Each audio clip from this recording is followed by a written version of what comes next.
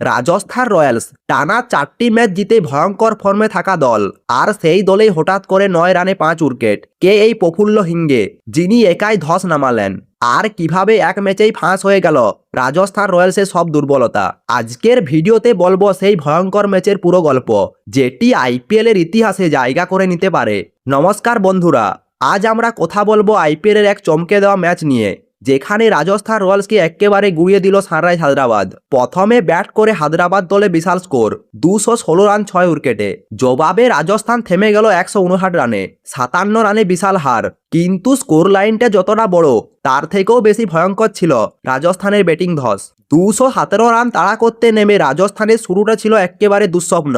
প্রথম ওভারে 3টি উইকেট, আর মাত্র 9 রানে 5টি উইকেট পড়ে যায়। বৈভব সূর্যবংশী দ্বিতীয় বলেই আউট, ধ্রুব জুড়েল দ্বিতীয় বলেই বোল্ড, ভিক্টোরিয়াস পরের বলেই ক্যাচ। একটা সময় মনে হচ্ছিল আইপিএল এর ইতিহাসে সবচেয়ে কম রানে অল আউট হয়ে যাবে রাজস্থান। এই ম্যাচের আসল নায়ক প্রফুল্ল 4টি উইকেট নিয়েছেন, সাকিব 4টি উইকেট নিয়েছেন। একজনের বাউন্সার আর একজনের লাইন লেন্থ, দুজনে মিলে একেবারে ভেঙে দিল রাজস্থানের ব্যাটিং লাইন আপ। এই ম্যাচেই প্রথমবার খেলতে নেমে প্রফুল্ল হিঙ্গে যা করলেন তা সরাসরি ড্রিম ডেবিউ বলা চলে। তবে সম্পূর্ণ লজ্জা থেকে দলকে বাঁচালেন দুজন, জাদেজা এবং ফেরেরা। জাদেজা করেন 45 রান এবং 69 রান করেন ফেরেরা। দুজন মিলে 118 রানের বিশাল পার্টনারশিপ। একটা সময় মনে হয়েছিল ম্যাচটা ঘুরে যেতে পারে, কিন্তু দুজন আউট হতেই শেষ হয়ে যায় সব আশা। হায়দ্রাবাদের শুরুটা কিন্তু ভালো ছিল না। অভিষেক শর্মা প্রথম বলেই আউট হন, কিন্তু তারপর মঞ্চে আসেন ঈশান কিষান।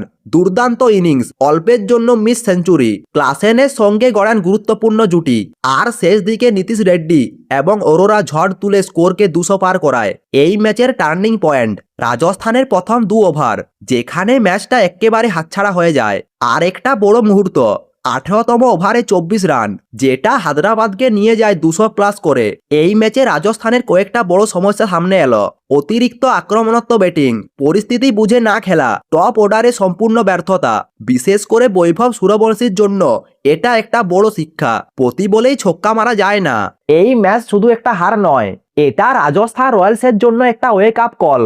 আর অন্যদিকে হায়দ্রাবাদ পেল নতুন 2 হিরো, প্রফুল্ল হিঙ্গে এবং সাকিব হুসেন। তোমাদের কি মনে হয়, রাজস্থান কি আবার কামব্যাক করতে পারবে, নাকি এই হার তাদের আত্মবিশ্বাসে বড় ধাক্কা দেবে?